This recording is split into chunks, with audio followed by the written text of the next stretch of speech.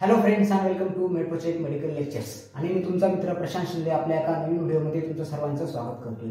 I hope तुमचा सर्वांचा जो बीएससी नर्सिंगची जी सीईटी आहे तिचा जो स्टडी आहे तो एकदम चांगल्या पद्धतीने चालू असणार आहे। तर मित्रांनो, बीएससी नर्सिंगची सीईटीचे आतापर्यंत ज्या विद्यार्थ्यांनी फॉर्म भरले तर त्यांच्यासाठी एक खूप महत्त्वाची नोटीस आज आपल्या सीईटी सेलने जारी केलेली आहे। तर आपण ती नोटीस काय आहे तर ते बघणार आहे। तर भरपूर विद्यार्थ्यांचे मला मागच्या व्हिडिओमध्ये कमेंट आलेले होते, ज्या व्हिडिओमध्ये आपण फॉर्म कसा भरायचा याबद्दलची इन्फॉर्मेशन दिलेली होती। तर त्याच्यामध्ये भरपूर विद्यार्थ्यांचे कमेंट्स आले होते की सर आमच्या नावामध्ये काही चूक झालेली आहे, बर्थडेच्या डेटमध्ये चूक झालेली आहे किंवा फोटो अपडेट झाल्याने जो ब्लर झालेला आहे त्याचा बॅकग्राऊंड प्रॉपर नाही। तर अशा विद्यार्थ्यांना आता काळजी करण्याची गरज नाही, कारण की सीईटी सेलने जे एडिटिंगचं जे ऑप्शन जे आहे तर ते ऑप्शन आता चालू केलेलं आहे। तर त्यामुळे ज्या विद्यार्थ्यांच्या ऍडमिशनचा जे फॉर्म आहे किंवा आपल्या जे रजिस्ट्रेशनचा फॉर्म असतो सीईटीच्या एक्झामिनेशनचा, तर त्यामध्ये जर काही चुकी असतील तर त्या चुकी तुम्हाला आता प्रॉपरली त्या परत चेंज करता येणार आहे। तुम्ही जो फॉर्म भरला होता तर त्या फॉर्म मधलं नाव वगैरे तुम्हाला एडिट करता येणार आहे। तर ज्या विद्यार्थ्यांचा प्रॉब्लेम होता हा तर त्यांच्यासाठी एकदम सुवर्ण संधी आपल्या सीईटी सेलने दाखवलेली आहे। तर याच्यासाठी आपल्या सीईटी सेलने काही ऑफिशियल जीआर काढलेला आहे। तर आता तो जीआर काय आपण लगेच समजून घेऊया। तर चला मित्रांनो, आपण बघूया की जी ऑफिशियल नोटिफिकेशन आलेली आहे तर त्या नोटिफिकेशनमध्ये काय आहे।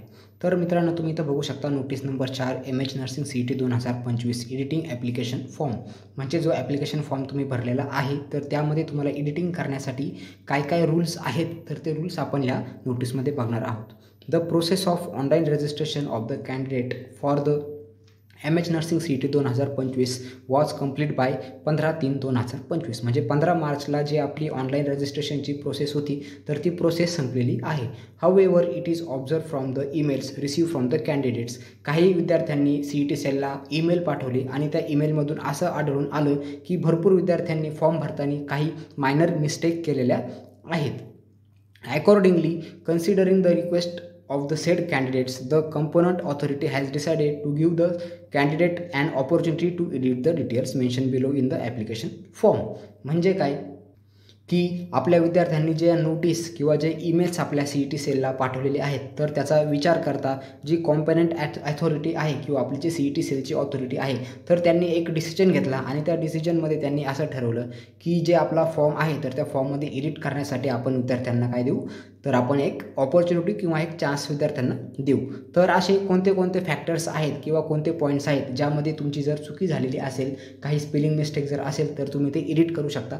तर त्यावर आपण एकदा लक्ष देऊ। तर सर्वात पहिले आहे कॅन्डिडेट नेम।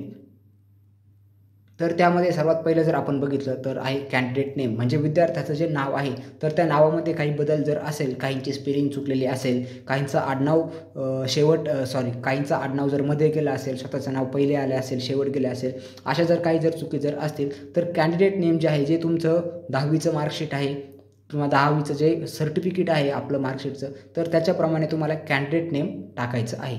त्यानंतर डेट ऑफ बर्थ, जी तुमच्या आधार कार्डवर अचूक डेट आहे तर ती तुम्हाला डेट इथे टाकायची आहे। त्यानंतर नेक्स्ट आहे फोटोग्राफ। भरपूर विद्यार्थ्यांचे फोटोज ब्लर असतात, त्यामध्ये काही जणांनी खूपच लहानपणचे फोटो वापरतात, तर रिसेंट फोटो जर तुम्हाला परत अपलोड करायचा असेल तर तो अपलोड करू शकता। त्यानंतर सिग्नेचर, काही जण काय करतात की त्यांना माहीतच नसतं माझी प्रॉपर सिग्नेचर कोणती आहे, प्रत्येक ठिकाणी वेगळी सिग्नेचर करत असतात। तर अशा विद्यार्थ्यांनी जी तुमची फायनल सिग्नेचर तुम्ही आतापर्यंत ठरवलेली आहे तर ती सिग्नेचर तुम्हाला इथे टाकण्याचा परत चान्स मिळतो आहे। आणि जेंडर, भरपूर वेळेस तुम्ही कॅफेमध्ये जाऊन जर फॉर्म जर भरतात तर तिथे जेंडर टाकताना भरपूर विद्यार्थ्यांचं चुकी होते किंवा बाय मिस्टेकली मेलचं फिमेल होतं, फिमेलचं मेल होतं। तर हे जे काही ऑप्शन्स आहेत तर या ऑप्शनमध्ये तुम्ही चेंजेस करू शकता किंवा जर तुम्हाला माहिती आहे की आता जर तुम्ही सर्वांनी फॉर्म भरलेले आहात त्याची तुमच्याकडे प्रिंट पण आहे तर सर्वांनी काय करायचं आहे, एकदा ती प्रिंट बघायची आहे आणि तुमचा फॉर्म परत एकदा रिचेक करायचा आहे। जर ह्या 5 पॉईंटपैकी कुठे जर तुम्हाला वाटत असेल की चूक आहे तर तुम्ही 21 तारखेपर्यंत तुमचे फॉर्म परत एकदा रिफिल करू शकतात, एडिट करून परत एकदा सबमिट करू शकता। आता आपण बघूया की खाली अजून काय काय नोटीसमध्ये दिलेले आहे। The editing facility will be available during 19 March 2025 to 21 March 2025, म्हणजे 19 मार्चपासून तर 21 मार्चपर्यंतच तुम्ही हे जे फॉर्म एडिटिंग जे आहे तर ती फॉर्म एडिटिंग तुम्ही एवढे 3च दिवस फक्त करू शकता। 21 तारीख ही लास्ट असणार आहे। 21 तारखेला रात्री 12पर्यंत तुम्ही मॅक्स टू मॅक्स ही एडिटिंग तुमची नावाची काही जर चुकी जर असेल तर करू शकता। Only the above mention fields can be change, म्हणजे वरती जे दिलेलं आहे candidate name, date of birth, photograph, signature, gender हे जे 5 फॅक्टर्स आहेत, या 5 फॅक्टर्सपैकी जर काही चुकी असेल, तुम्ही फक्त तेवढीच इथे चेंज करू शकता. All other fields are non eligible. जे बाकीचे नॉन एडिटेबल, जे बाकीचे जे ऑप्शन जे आहेत तर ते तुम्हाला एडिट करता येणार नाही. फक्त हे 5च ऑप्शनमध्ये तुम्ही एडिटिंग करू शकता. During this period candidate should correct their details as mention above in the application form through their own log in. म्हणजे कॅन्डिडेटनी स्वतःच्या लॉग इनमध्ये जाऊन स्वतःचा फॉर्म एडिट तुम्ही करू शकता जर काही चुकी असेल. No further opportunity to make corrections will be provided. म्हणजे परत जर तुमच्या काही चुका तुम्हाला 21 तारखेनंतर जर आढळून आल्या तर त्या परत चेंज करण्यासाठी तुमच्याकडे कुठल्याही प्रकारचा ऑप्शन नसणार आहे. त्यामुळे 21 तारखेपर्यंतच तुम्ही ही एडिटिंग करू शकता. Candidates who are sure that the details fill by them are correct need not use this edit facility. आणि जे विद्यार्थ्यांना 100% माहिती आहे की माझा फॉर्म एकदम राईट पद्धतीनेच भरलेला आहे, सर्व माहिती प्रॉपर आहे, तर त्यांना परत एडिट फॅसिलिटीमध्ये जाण्याची गरज नाही. ज्यांची चूक आहे तर तेच विद्यार्थी जाऊन याच्यामध्ये चेंजेस करू शकता, तुमचा फॉर्म एडिट करू शकता. So friends, this is all about the editing option in nursing CET form.